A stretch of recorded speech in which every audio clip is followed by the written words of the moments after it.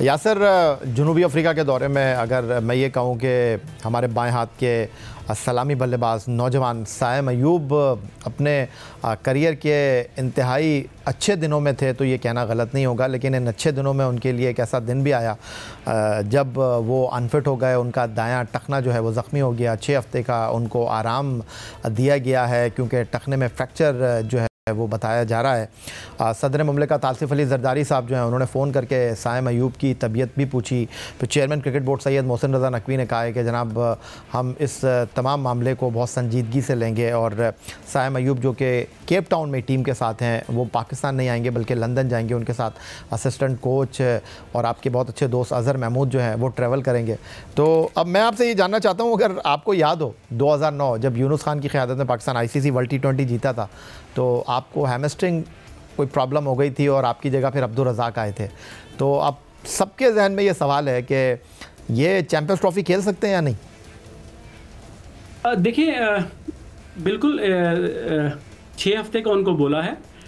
उसके बाद भी अब देखना पड़ेगा जब यहाँ पे आके उनकी फाइनल कंसल्टेशन उनकी जब यहाँ पे डॉक्टर्स के साथ होगी उसके बाद ही पता चलेगा कि उनको कितना टाइम पीरियड लगेगा। एक तो उनकी जो हीलिंग प्रोसेस है, क्योंकि कुछ हेयर लाइन फ्रैक्चर्स भी हो सकते हैं, कुछ थोड़े बड़े होते हैं। तो अगर तो उनका माइनर या हेयर लाइन कम है फ्रैक्चर तो उसमें तो उनको जल्दी रिकवरी भी हो जाएगी। और इनकी एज ऐसी है कि इस एज में थोड़ी जो हीलिंग प्रोसेस है वो जल्दी हो जाता है। तो उम्मीद यही है कि टाइम अभी है। और ये बिल्कुल आपने सही कहा कि एक ऐसे टाइम पे हुआ और ये पार्ट एंड पार्सल है प्रोफेशनल क्रिकेट में। आप इंजरीज होती रहती हैं और मेरे भी आपने कहा मेरी भी इंजरी हुई, कई प्लेयर्स की होती है।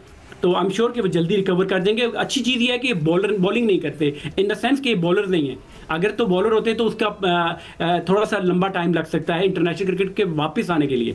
मगर अगर आप बात करते हैं ये बैटिंग करते हैं और जिस तरीके से खेलते हैं तो इनको तो रनिंग करने की ज़रूरत भी नहीं है। तो खड़े खड़े शॉटिंग खेलते हैं और अटैकिंग क्रिकेट खेलते हैं। तो इनको तो इंशाल्लाह ये टाइम पे फिट होकर पाकिस्तान के लिए दुआ। अच्छा यासिर, चूँकि आप कोच भी हैं तो थोड़ी सी मैं आगाही चाहूँगा आपसे, क्योंकि बहुत सारे लोग ये बात कर रहे हैं, हमारे फॉर्मर क्रिकेटर्स ये बात कर रहे हैं कि यार डाइव मारने की क्या ज़रूरत थी। हालांकि डाइव तो मारी नहीं साइम अयूब ने। वो कहते हैं ना जब बुरा वक्त आता है तो फिर आप कहीं भी हो आपके लिए मसाइल खड़े हो सकते हैं। तो ये एंकल जो उनका ट्विस्ट हुआ है जिस पे उनको जो है फ्रैक्चर हो गया है, ये कैसे होता है?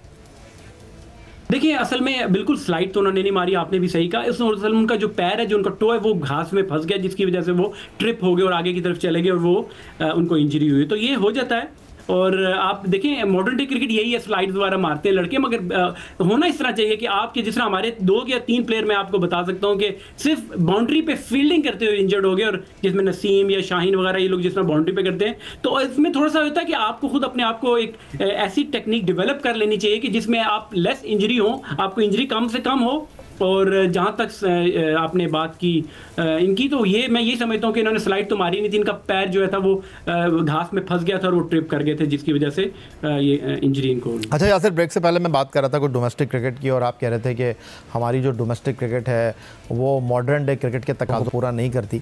और केप टाउन का जो टेस्ट मैच है उसकी फर्स्ट इनिंग में जिस तरह मोहम्मद रिजवान आउट हुआ, हालांकि बाबर के साथ उन्होंने बड़ी अच्छी शराकत की, चौथी विकेट पर 98 रन ऐड किए, लेकिन वो जिस तरह आउट हुए पहली इनिंग में उसके ऊपर कमेंटेटर्स बहुत ज़्यादा डिस्कस कर रहे थे कि इतनी गैर जिम्मेदारी का आपने मुजाहरा किया, आपको मुश्किल सूरत हाल में टीम को सर्व करना चाहिए था, अच्छा बॉल पड़ जाए वो अलग बात है, लेकिन ऐसे तो टेल एंडर भी नहीं खेलते।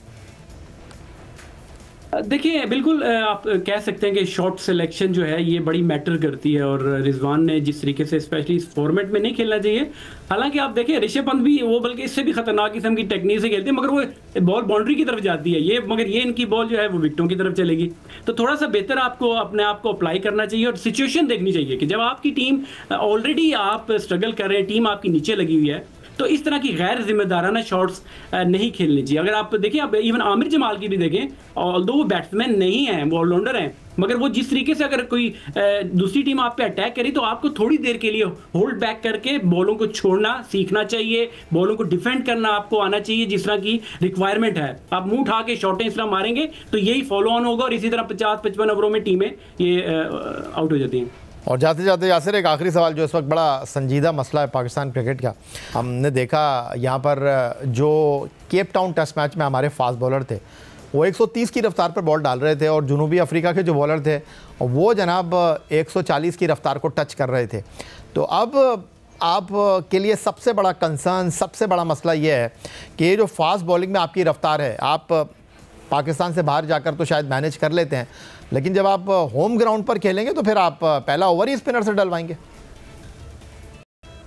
या भाई, मैं जो बात पहले आपको कह रहा था, जो आउटडेटेड क्रिकेट और जिस तरीके की हमारी जिस तरीके से हमारे प्लेयर प्रिपेयर होते हैं, वो डोमेस्टिक क्रिकेट सोच बन गई है, डोमेस्टिक क्रिकेट, बिल्कुल एक हफ्ता पहले या एक दिन पहले आके टीमें लड़के इकट्ठे होते हैं इतने बड़े टूर्नामेंट्स के लिए, इवेंट्स के लिए। यहाँ पे तो आपको 4-4, 5-5 महीने पहले लड़कों को फर्स्ट क्लास के लिए तैयारियां करा देनी चाहिए। टेस्ट मैचेस हैं तो टेस्ट का कैंप लगना चाहिए। जिस मुल्क में जा रहे हैं वहां 1 हफ्ता 2 हफ्ता, मगर अब ये प्रॉब्लम ये है कि आप जितनी क्रिकेट हो चुकी है, T20 फॉर्मेट और इस तरह की चीजें होगी, उनको लड़कों को जब खेलना पड़ता है तो वहां पे मैटर ये करता है कि जो आपका कोचिंग स्टाफ है वो लॉन्ग टर्म प्लानिंग क्या करते हैं कि जिस तरीके से हॉर्सेज फॉर कोर्सेज, आपने अपने प्लेयर्स को जो है वो अलहदा कर लेना है कि जो आपके जिस तरह अब्बास हैं, अब्बास अगर यहाँ पे इफेक्टिव है तो ये आपको एशियन या पाकिस्तानी कंडीशन पे आपको इफेक्टिव नहीं होंगे।